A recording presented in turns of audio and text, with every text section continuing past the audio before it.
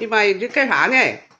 啊，做点土豆片儿，酱油土豆片儿，做点酱油土豆片儿啊，再搁点这个辣椒片儿啊。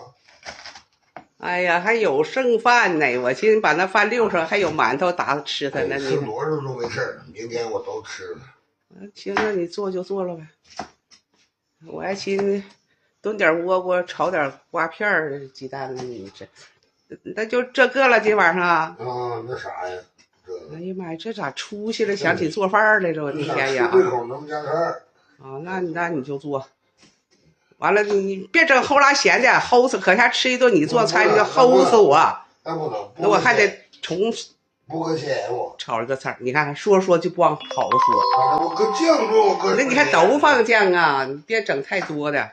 行行，些酱什么多？哎呀，这没有，想多也没有酱了。这早上这9点多钟，这是开门他进来了。哎呀妈呀，这回可整的还像那回事似的啊！希望你以后坚持，别说了不算，算了不说啊。说了挺好，完了到时候就遇事就反悔。